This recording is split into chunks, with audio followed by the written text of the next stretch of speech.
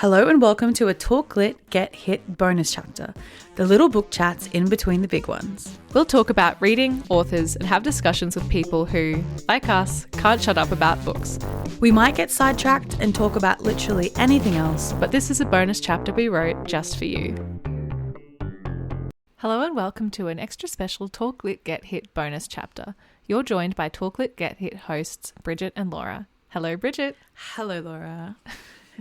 I was like such an idiot doing that. Me too. I wish I'd never got it started.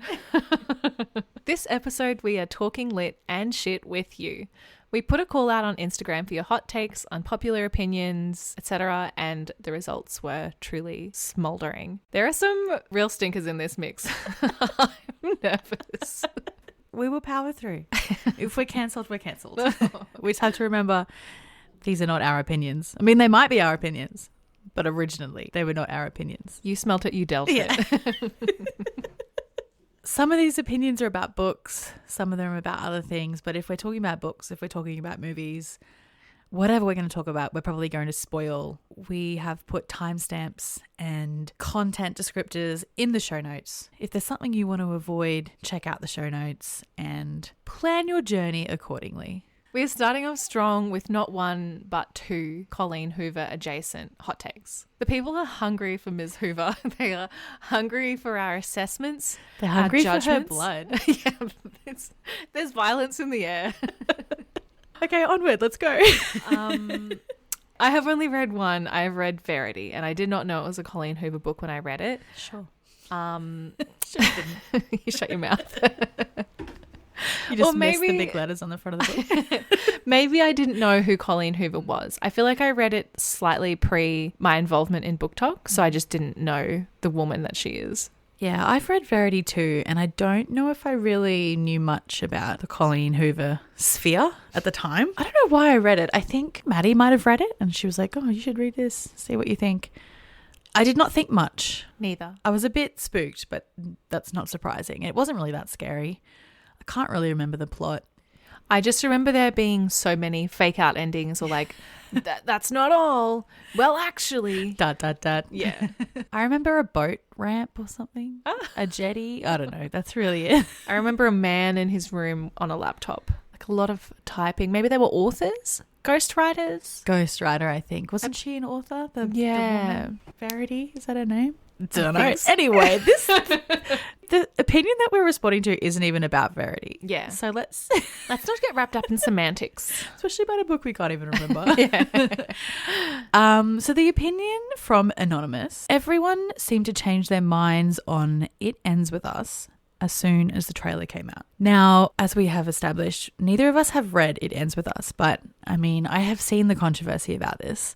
I have seen that it is a book that has themes of domestic violence and other kinds of abuse.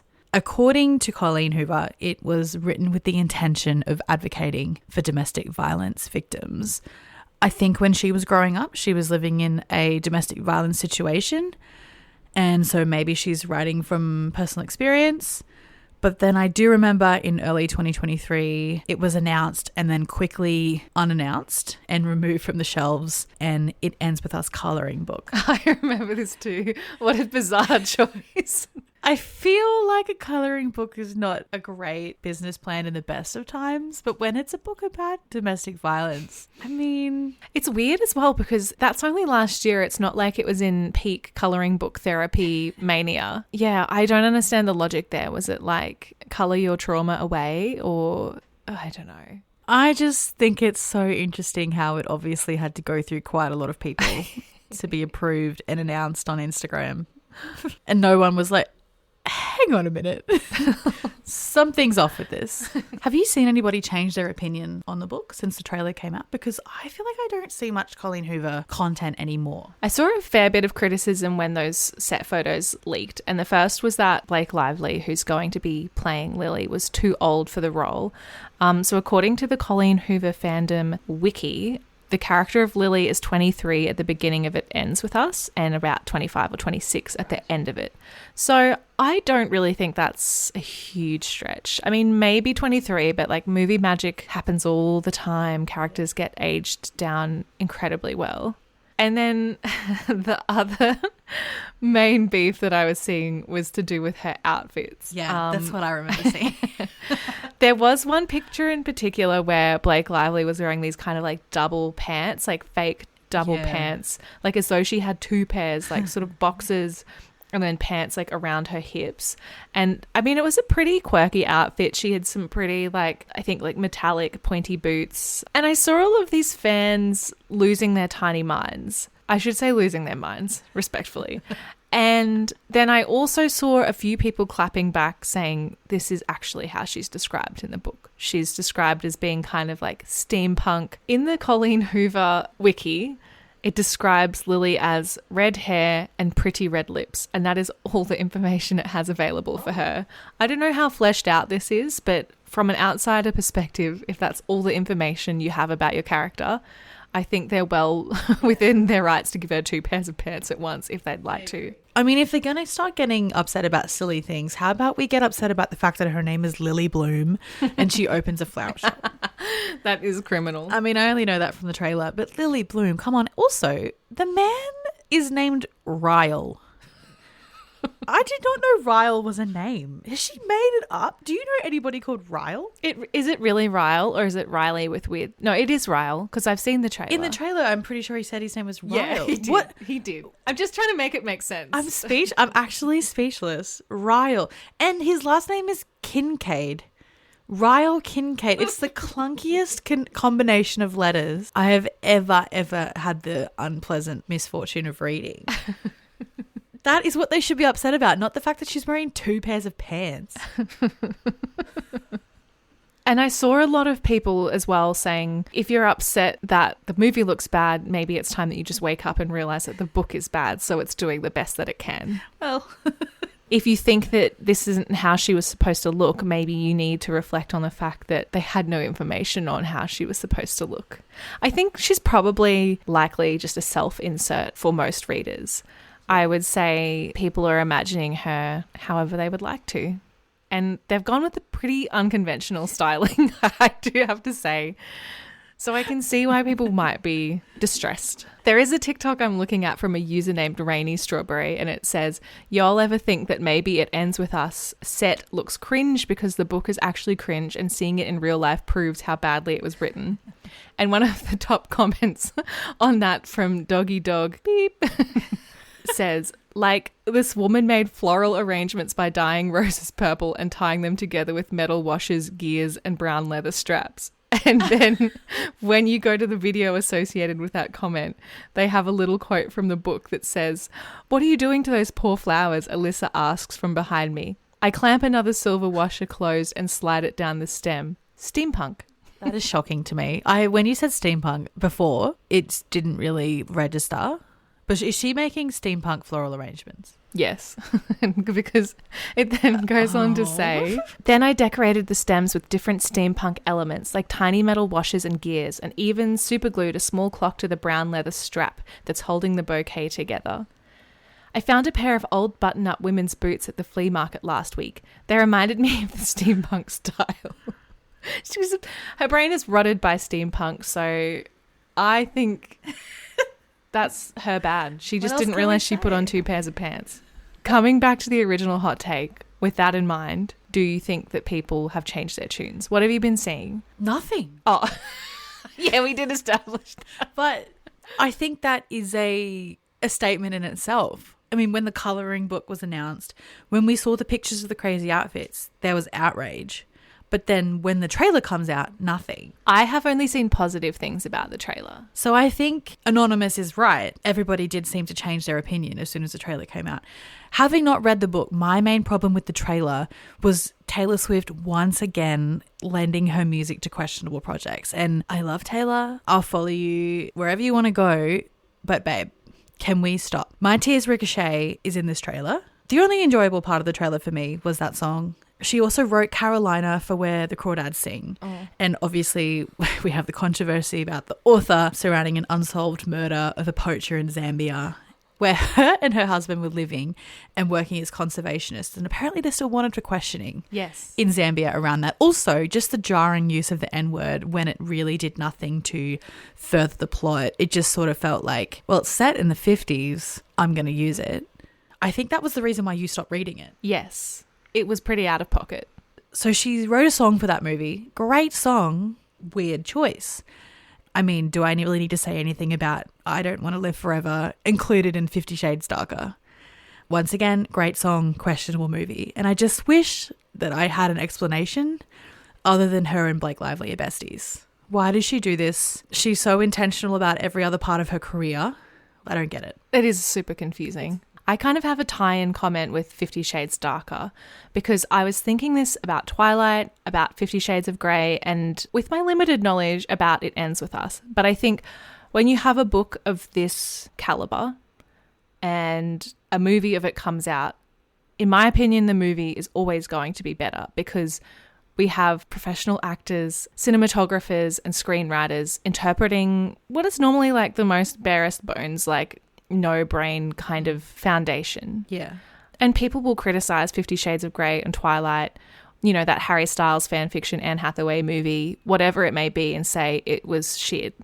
But look what they're working with and look what they made it. I think those actors are always giving it their all. And I think that's kind of what I was seeing in the It Ends With Us trailer. It looks like a beautifully shot movie. It looks like it's well produced. It's got lots of money behind it. Blake Lively's gorgeous. It's always going to be better, I think. But the people that say that it's not are probably the people that are using the character of Lily as a self-insert. And that means it's not aligning with what they wanted it to be or what they see it as being. So that's my hot take. Do you think you'll see the movie when it comes out? Probably not. If we read the book on the podcast around the time the movie came out, I could be persuaded to watch it. But other than that, no. That's what I was going to say, but I didn't want to claim that energy. Do I want to say something that I might regret? Tying into that Colleen Hoover hot take, we do have one from Emily_Akey. And so sorry if I'm saying these incorrectly. Emily is of the opinion that Colleen Hoover books are for women who don't read, and that's why they think she's good. Big claim, Emily. Do you want to start or shall I? I can start. You and I have been readers since the beginning of reading time.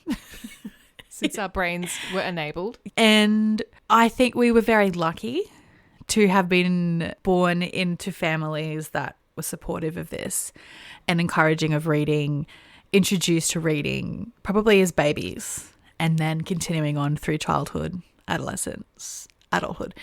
And I don't think everybody has that opportunity or luck in their lives to foster that love of reading. They might not have had teachers that were interested.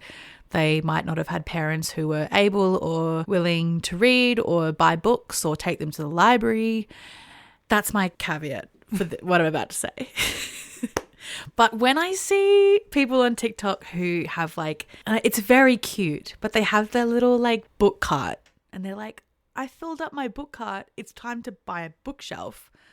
I'm like, how do you not have a bookshelf? How do you not have a bookshelf full of books? I've always had a bookshelf full of books, even from when I was like 6. We've always had books in the house. And once again, people haven't always had that opportunity. But I do agree with this to an extent. I think that this is an introduction for people who have not read since they were forced to read in school. Is that a bad thing? I don't think it is, unless that's where they end. Oh my God. So gracefully and eloquently said. That's pretty much where I am too. In my heart, I want to just say yes, flat out. But I think Coho is like a gateway drug to better things. Yes. And I think everyone needs a gateway drug. Yes. For reading. Barbie Goes on Holiday for me. Babysitter's Club, Snow Pony, The Saddle Club. The Saddle Club. I could literally go on. The Day My Bum Went Psycho. Goosebumps. This is just the adult version of Goosebumps, Babysitter's Club, The Saddle Club. Yes. It's accessible. It's juicy. I mean, I don't know, maybe a little bit sexy. I don't know how many sex scenes are in these books. And I think it depends, like you said, does it lead to more? And how do you view reading? Are you using it as like purely as an escape? or are you engaging in like some kind of conversation about the books that you're reading? And there's not really like a right or wrong answer to that, but those are the questions I would be asking if people are saying that Colleen Hoover is their favourite author. This might be a little bit controversial, but in my brain, Colleen Hoover is the same as Sarah J. Maas. I also include in this Taylor Jenkins Reid, which might be a little bit of a saucy take, but I don't feel like these authors are writing anything too groundbreaking. Ali Hazelwood is another one. Hannah Grace. But there's a finite amount of books that these authors have written. And so if people are getting into reading, they can't just read the one author forever. I really do think no one is reading Colleen Hoover and leaving it there. I think people would be expanding their horizons, especially with things like Book Talk. They see, you like this, you might like this, and then they expand and they find what they like. Also, we can't ignore that all of these authors that we're like slagging are all female authors. And reading is stereotypically a female hobby. So that makes me protective of it a little bit. Yeah. There's a lot of criticism about Book Talk and saying, oh, it's ruining publishing. And Colleen Hoover is ruining publishing, but is it? Or is it just something that girls like? And what are you doing for publishing? Yeah. Where's your book? Men of the world? Yeah. Where are your best These sellers? are imaginary men that we're fighting. Sorry that you can't impassion the men in the same way. If we're going to like talk smack about Colleen Hoover, then David Goggins we should be talking about. We should be talking James Patterson. We should be talking about Atomic Habits. Dan Brown, I guess. Like people like that seem to be above criticism because they're for men. Yeah. And they're about manly things. But the second that there are these women authors who may not be, you know, among the great literary greats, but they're writing about fluffy things or serious issues that women face, like domestic violence, then that's when it becomes a problem and that's when it's ruining the industry. And so while I agree, some people that read Colleen Hoover might be a little bit inexperienced and that's why they think she's good, I also think read what you want to read. Yeah, I say this with no irony, but I think the best book is the one that you enjoy. Overwhelmingly, reading is such a harmless act. It can be escape or community or, I don't know, a sense of connection or joy, a way of finding out about yourself, a way of learning new things. And I think any opportunity that you have to do that is a great opportunity. This next one is one I'm really nervous about. Same. I mean, the person who wrote it isn't nervous. She was like, nah, say my name. Shout it from the rooftops. Say my name, say my name. Nikki.Rodhouse, we are calling you out for your hot take. We didn't even specify that it didn't have to be book related. You came in hot regardless. This is just something you had to get off your chest. And we love that for you.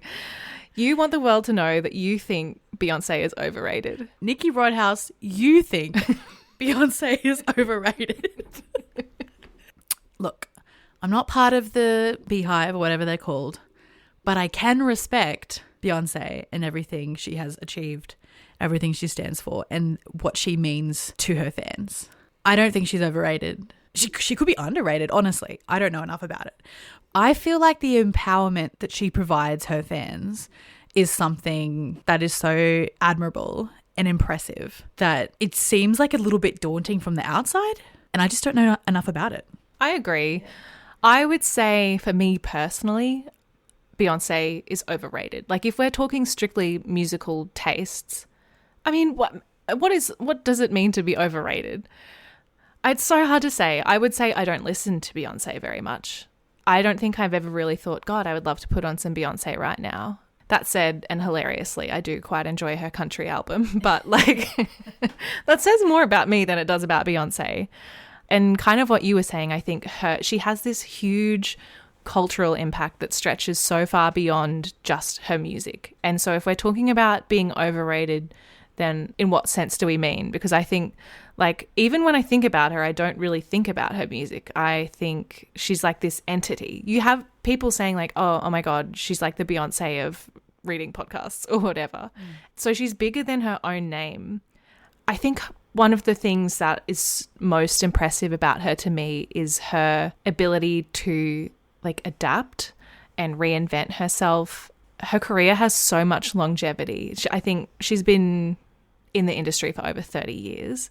It's not just that she's been in the industry for over 30 years. It's the fact that she's still relevant.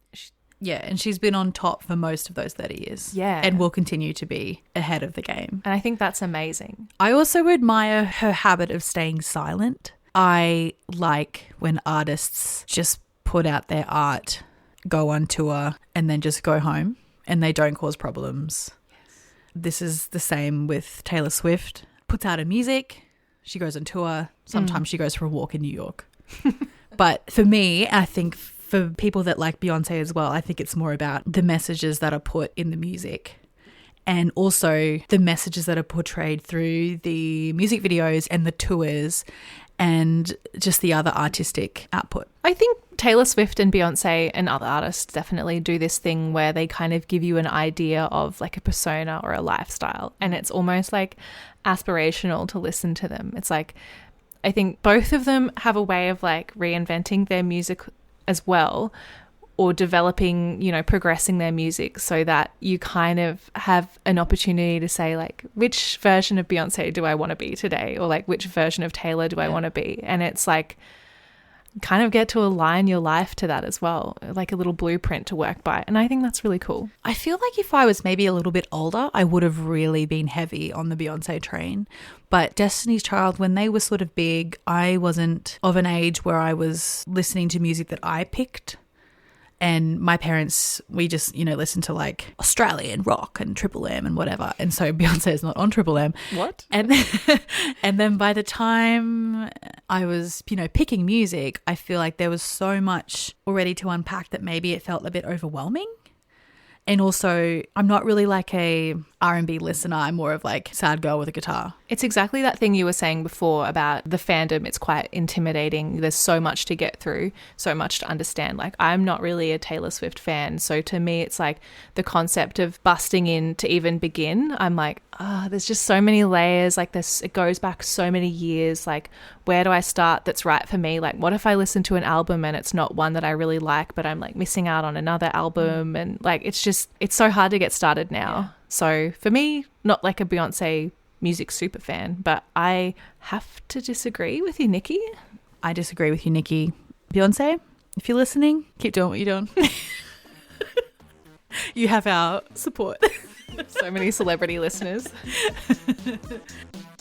Our next hot take comes from our new besties, It's Hard Back Out Here. And they are of the opinion, I've literally never read a book I hated more than Red, White and Royal Blue. Yes. It's just total glee on your face. I love to talk shit about this book. Take it away. You know what? I would have agreed with you up until last week. There's a book that has overtaken Red, White and Royal Blue for me. I know it. You do know it because we're going to talk about it soon for hopefully 3 hours. And that book is 50 Shades of Grey. But go and listen to that episode because I'm sure we'll talk about that there. We're here to talk about Red, White and Royal Blue. Now, obviously, we have an episode from August last year about this book. I hated it. How did you feel about it? I really didn't enjoy it as well. I was sorely disappointed. And I've also never seen you more passionate about something in your life. Even now, even like a year after reading it, I'm still like, I hate it so much. I feel like the public perception of Red, White and Royal Blue is finally turning more into my favour. My favour, yeah. Back when our episode was released in August of last year, we got a lot of hate comments. Like, people were telling us to touch grass because we of were our reeling. takes. And it was like our first one, and we were like, oh, they hate us. And I don't really care anymore. You can send me as much hate as you want about this book because 2024, I'm not afraid anymore. But this time, everybody seems to be agreeing with us. We've had like quite a few comments being like, oh my God, finally someone telling the truth. And like, we have been telling the truth since August of last year, but that's okay. Yeah. Welcome you were aboard. asleep and now you are awake. Now you are awake. And I think people were like tricked by the movie, which I refuse to watch. People have tried to make me watch it. I don't want to watch that shit. I'm not interested. I've seen the best bits on TikTok. Not impressed. Not interested. I am so upset about this book and this movie in association because I have recently become obsessed with Nicholas Galitzine. I watched Bottoms and he was so funny in that. Is that the one where he's like, I'm sorry? Yeah. He is so hilarious. Then I watched The Idea of You, And he was stunningly gorgeous in that movie. I like and his little earring. yeah, and his little fuzzy sweaters. I was shaken to my core. I did not think that I had this level of like breathlessness. I was Penelope Bridgertoning the whole time. And then I watched the Variety Actors on Actors with him and Leo Woodall after I'd watched One Day. Mm-hmm. He is Dexter in One Day. It was great conversation, just two besties hitting it off. And I was like, what else can I watch that's got him in it? But I don't want to watch this. No. I don't want to. And it's nothing against the actors. I think they would do a great job. But once again, the source material sucks. It's just so dumb. So thank you, It's Hardback Out Here, for allowing us to once again speak about the atrocity that is red, white and royal blue. No further comment. Wholehearted agreement from both of us there. It's not a controversial take in these. You're not round here, partner. Not round here. Second hot take from It's Hardback Out Here, sharing a close second most hated book, and that is Heartstopper. Soz not soz. Once again, besties, I agree. I wouldn't say it's my second most hated book or third most hated. But when I first read this in 2022, I think I was too scared to be honest publicly about how much I hated this book. And I think I was lacking confidence in my opinions and also wasn't sure about the world of graphic novels and how to critique them correctly, maybe. But once again, 2024, not afraid anymore. And this book sucks. It's so boring. Nothing happens. It infantilizes what could have been a really lovely romance. It's like they're 5 years old. It's so boring. Yeah, I read Heartstopper, the first one, in preparation for this episode. It had never been on my radar before. Look, it's a book. It was fine. I see the appeal, I guess. Like, it was very cutesy and relatively upbeat. And I guess we've talked a lot before about how queer people don't often just have like fun, fluffy, lighthearted things that they can enjoy. Like you don't, I mean, thankfully, increasingly you do see that kind of representation in books and media. Yeah, like it just was giving me nothing. The characters were so dull. The names were all basically the same. It was so confusing for me. The dialogue was like, I kind of think this blue pen is never going to come off. It was just aren't I a little bit small and weak for rugby? Yes, and then I hate it. the bits where it was like, whoa, is that Charlie? He's so popular and good at music and rugby and everybody likes him. And I thought it was like a joke or a dream sequence. I was like, hang on, is Charlie popular? Yeah. Since when? I thought he was like a big dork. I think he got some street cred after he came out and then some older guys were like, bullying, knock it off. Racism, knock it off. And it was like, I think as well, it's just, you know, me v graphic novels. There's only so much I can get out of them. Me v YA, same kind of thing. I'm just not getting what I want out of it. I think this premise is cute. And you know what? In contrast to my opinion about Red, White and Royal Blue, I actually think the TV show of this would be good. Yeah. Because I feel like there is a good romance. I just don't like the dialogue on the page. And I think it's because there's no, there's no other filler text. It's just like, it's your fault for being a rugby lad. A lad? Yeah. I go to Nando's? Yeah. And on the page, that just seems so dumb. But I think if I was watching that, I'd be like, this is so cute. Yes. So I think the show would be better, but I'm not going to watch it. So you'll never get an update on this from me. But I do have like a bone to pick with this book. My main part that I didn't like was the fact that he has a fountain pen with blue ink. You think that's criminal? It should be black Yeah. only? What do you write with? I don't write with the fountain pen. No, neither. But blue or black ink. It would be black. Yeah, That's a great I point. refuse to use blue ink unless it's like a left of field blue. But black. If you're going to have a fountain pen, black. Alternatively, the blood of your enemies could be a good option. I liked at the end of the book there were the letters or the diary entries. I was pretty impressed with the author's ability to kind of capture writing as like a 15, 16-year-old. It was really eerily similar to my own diary entries of like, oh, we're hanging out more than usual. I think like I really feel happy after hanging out with him, but I don't know why. Anyway, I saw his dog. His mum gave me spaghetti. It was really cool. I had a great day. It's like, yeah, that's more interesting. It's just like slightly more substantial. I think same as you, graphic novels and YA, not a good mix for me. It's just not my thing. I don't feel as passionate about this, but I'm happy to support you on it because I do feel as passionate about red, white and royal blue. So I will follow you to the ends of the earth. I'm very excited to talk about this next one.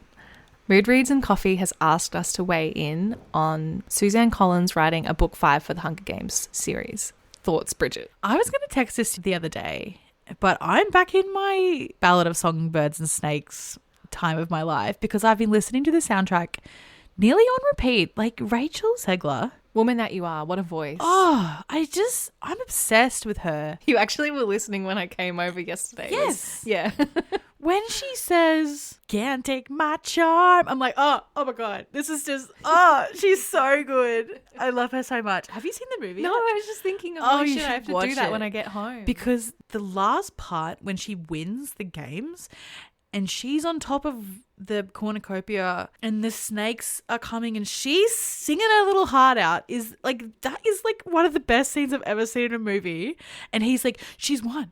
Dr. Gold, she's won. And she's like singing a little song about how no one's gonna, I can't remember the song, but it was incredible. She's amazing. I'm obsessed with her. And so I'm keen for this. I mean, obviously Rachel Zegler's not going to be in it. But yeah. I mean, would you like to talk some more about it? Because I had seen that it was coming out and I was like, okay.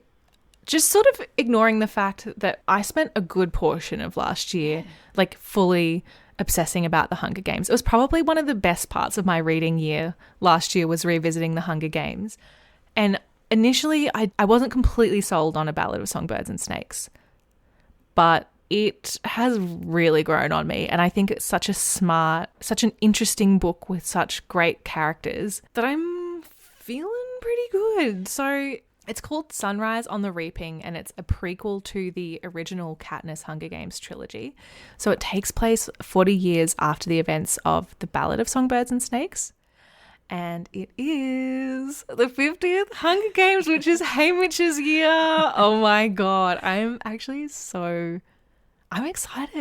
Yeah, I am too. I mean, still haven't seen any movie other than Ballads. But I did watch a little bit of Mockingjay. It was just on TV when I was at a family member's house forced to watch TV. And I was like, okay, well, if we've got to watch TV, this is something I can watch. And I watch a lot of edits on TikTok. And I think I will watch them. They're good.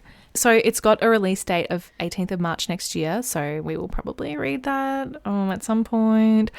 And it already has a film adaptation announced as well. I just feel like the world needs Suzanne Collins. She just seems like such a smart woman that has a way of imparting these lessons about the world in a way where it's not shoving it down your throat. I think she's smart and you see that in action through her writing.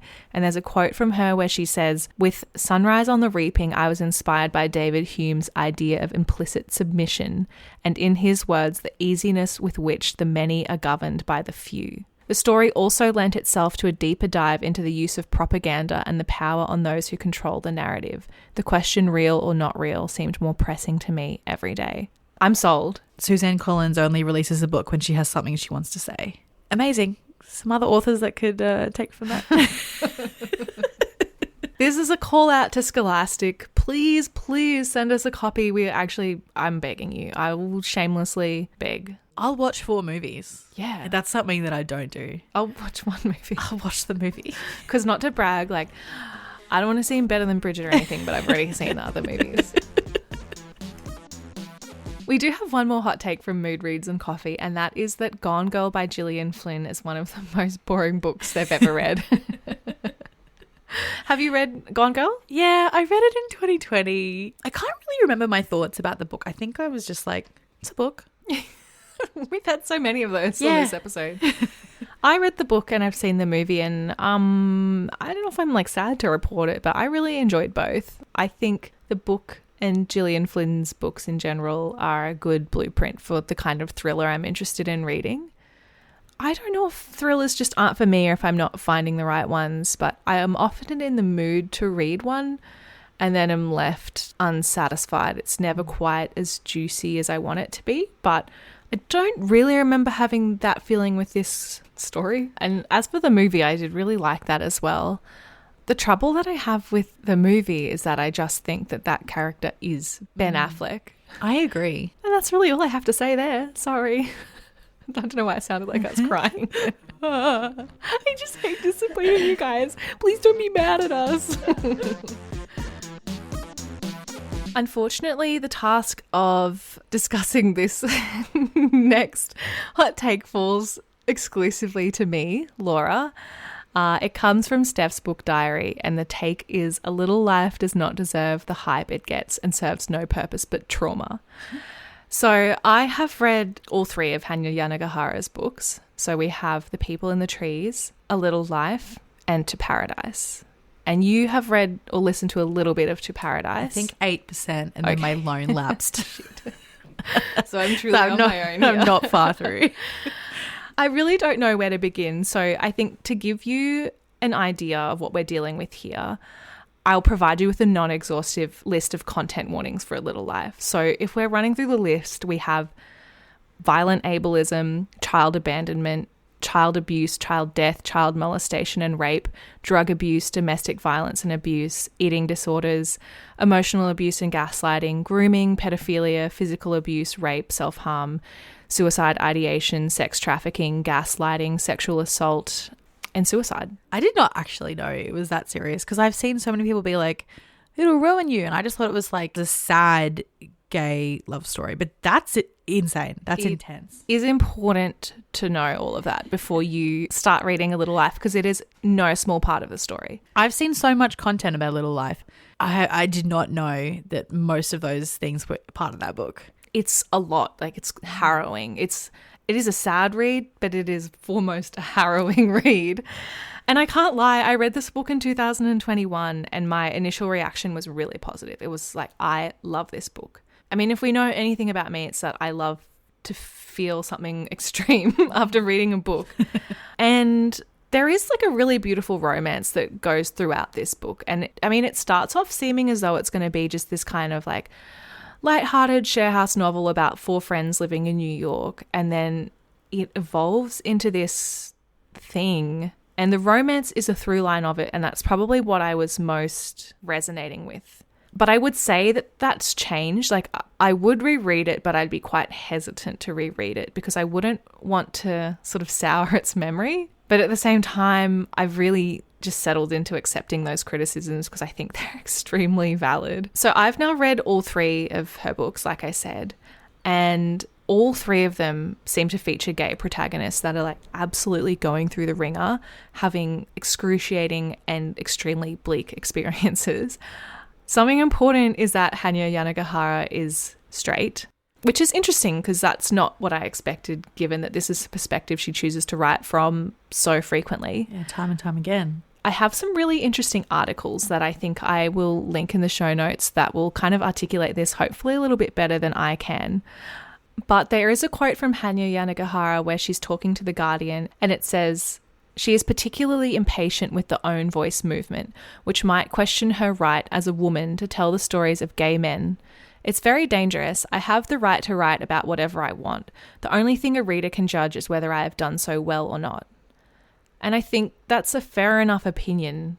But as a follow-up to that, it's like people are judging it and they're saying you're doing a bad and a weird job. Like, why are you doing that, Hanya? Like, it's just... Why is this the one tool in your arsenal that you just won't put down? So much of the criticism around this book is that it's just trauma porn or just like unnecessarily cruel and violent and unnecessary. There is a quote from one critic in a Vulture article saying that A Little Life is a prominent example of the trauma plot. And I think, honestly, upon some reflection, I would tend to agree. I don't think I can like wholly separate it from the fact that I think it's a beautiful story. But the quote says that fiction uses a traumatic backstory as a shortcut to narrative. Indeed, it's easy to see Jude as a vivified DSM entry, perfectly crafted to appeal to a world infatuated with victimhood. And I do think that's true. And if I'm being honest, I do think that's a part of the appeal for me. I am one of those people that love true crime. I love serial killer documentaries to a degree. But I think the shock factor of it is what makes it so popular, and it's also what makes it so cheap. And the fact that it's a theme that is carried over throughout all of her books is pretty questionable. So I actually don't disagree with you, Steph. I think for me, it does serve some purpose apart from trauma porn. I found there to be a lot of really beautiful moments in this book. But now, having read the rest of Hanya Yanagihara's works, I'm feeling a little bit icky. It's weird because I find her writing so beautiful, and I'm actually quite in awe of her ability to craft a narrative. And I will link those articles, like I said, because I think they offer a much more well-rounded viewpoint and articulate things just so clearly. I'm just one opinion, and I think particularly if you're on the fence about reading this book, do extremely, very much so, take heed of the trigger warnings. I don't think I would ever recommend this book, even though I've recommended it to you. I think you bought me a copy. Yeah. From my flight. Shit. We have come to the last hot take, and we cannot go an episode without mentioning Twilight at least 3 times. I don't know. So we actually already mentioned it multiple times. I feel like we have, but this comes in from Plant Peach Studio, and they have said Midnight Sun equals best Twilight book. Jake Abel audio version. I swear you won't be disappointed. Died LMAO. And I feel like we need to talk about this in 2 parts. First part, Midnight Sun. Second part, audiobook. How do you feel about Midnight Sun? I would not put Midnight Sun at the top of my Twilight list. But if we were ranking them, Midnight Sun would probably be definitely before Breaking Dawn, possibly even before Eclipse. How about you? I love Midnight Sun. It's too long, but I'm happy for it to be too long. I love hearing whingy little baby Edward complain about everything. I love it so much. And one day I want to do a tandem read where I read Twilight, Midnight Sun, like just page for page even, I'd be happy to do. As we know, there's something about Twilight, and there's something about that original book that is just untouchable for me. And Midnight Sun gets rid of Bella's thoughts, which makes it even better for me. So depending on the day, I would agree with Plant Peach Studio that Midnight Sun is the best Twilight book. But it wouldn't immediately come to my mind because I think it's different than the original 4. I would put it separately, but on par or better than Twilight for me. I do think Midnight Sun is a little bit more burned into my subconscious than I remember. When the Midnight Sun first chapter was leaked, I clearly read it a lot because when the Midnight Sun book was officially released, I was flipping through like, I'm sure I've read this and I don't understand why, because I'd forgotten about the whole leak. And it actually was a lot more than I remembered being leaked. But somehow the first line, "This was the time of day when I most wished I were able to sleep," is transporting me back to a time in my life the same way as I drove to the airport with the windows rolled down, transported me back. And I don't understand it. It's visceral. One of my main regrets in this world is not even like a personal regret. It's a regret that Stephanie Meyer didn't complete the series. Wholeheartedly agree. It's so good. It's so unnecessary and I love it. It doesn't add anything other than like stupid thoughts about how Bella looks or like what music they're listening to or, you know, whatever he's thinking in the cafeteria and like the silent conversations that he and Alice have. But it's so brooding and so dumb and so good. It is insane and contradictory of us to say because we've also very confidently and loudly said we hate books that continue a point of view or are the same story from a different point of view. Yeah. But as always, Twilight is the exception to the rule. So while I don't think it's the best Twilight book, I fully understand your passion here. When we did our Twilight Saga Megamix extravaganza to celebrate our 1-year anniversary of the podcast last year, we didn't include Midnight Sun. One day we'll do it. And I feel like we need to do it when you guys want us to rather than when we want to. We want you to beg. We want, please. Okay, I'm sensing Bridget isn't wanting that. I'm happy to do it anytime, but I don't want to like oversaturate the Twilight market. Fair call, fair the Twilight Talklit market. But I mean, 0 likes and I'll do it, honestly. Maybe it can be our Talklit Get Lit, our anniversary special. That's a good idea. Let us know what you think. Please weigh in. Yeah. And now we come to the second half of this hot take, which is the Jake Abel audio version. I swear you won't be disappointed. We haven't listened to the full audiobook, but we just did like a little taster. And we don't want to end the episode on a sour note, but I don't agree. My body rejected that. I know nothing against Jake Abel, whoever you are. We don't like books that are narrated by men. Almost Audiobooks. Exclusively. And the only man I would accept to narrate this book is Robert Pattinson. And I think from the bit that we heard, Jake Abel doesn't quite sound like a 17-year-old boy. He sounds like an adult man. And that makes it a bit weirder for me. I just don't like having a man in my ears. Not as a rule. The Two Paradise audiobook, I listened to that and the male narrator was fantastic. Same with The People in the Trees, like amazing. But they sounded like men and they were playing a role that is like a well-to-do man. It's just unfortunate that we have all of these like prejudices.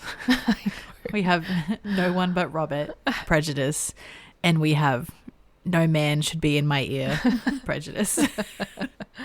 So sorry, Plant Beat Studio. We agree with half of what you said. Yeah. But also just a shout out to anybody in general.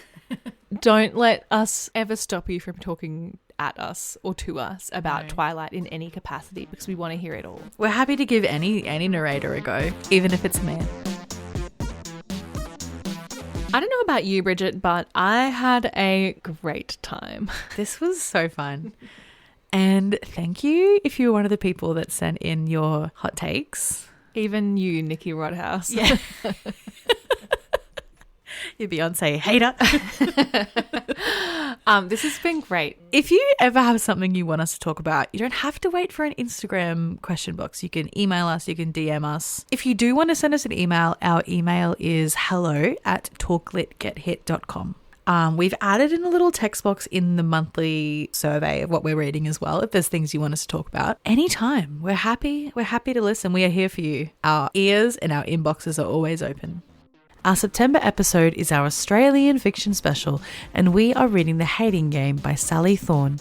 Have your say on what we read next by keeping an eye on the link in our show notes and on our socials. Make sure you subscribe to the show, and if you want to be on the same page as us, follow us at talklit.gethit on Instagram and TikTok.